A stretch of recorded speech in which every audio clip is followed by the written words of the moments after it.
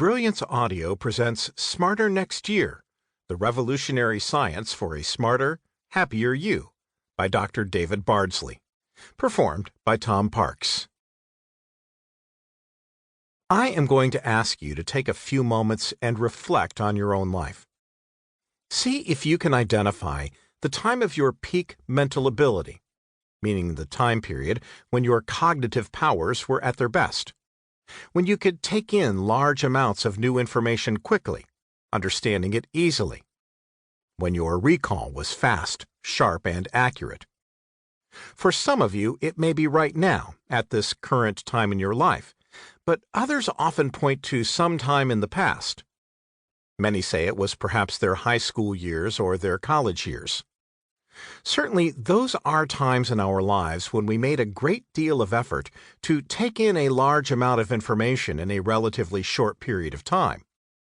But it is not necessarily the time of our peak cognitive abilities.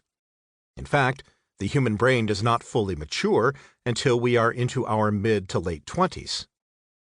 When you ask people to identify the time in their lives when they were in their best physical conditions, most people have no problem answering. In fact, they usually admit it was some time in the past, often very far back in the past. They will often regale you with stories of the good old glory days of their physical prowess. Conversely, I find that most people do not like to admit they are not as smart as they used to be. Or, if they will admit there has been a decrease in brain power, they often attribute that to the aging process. We assume that as we get older, our cognitive abilities slowly start to erode. The good news is that all the latest neuroscience is telling us there should be no decrease in our cognitive abilities, none whatsoever, until we are into our 70s and 80s, and even then, it is not inevitable.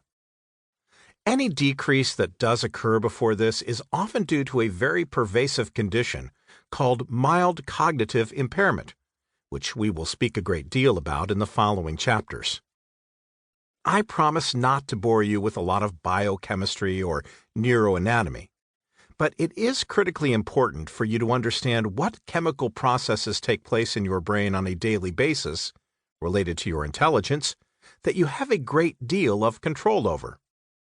If you were to look up the definition of intelligence in a series of dictionaries, you would find slightly differing definitions, but they all basically boil down to this. Intelligence is the ability to take in new information, understand that information, store it, retrieve it, and then use it in some meaningful way.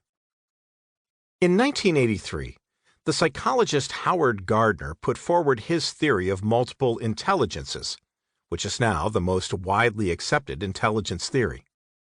In his book Frames of Mind, The Theory of Multiple Intelligences, Gardner claims there is not one intelligence, rather there are 8 separate and distinct intelligences, and each one of us possesses all 8 of these intelligences at varying levels.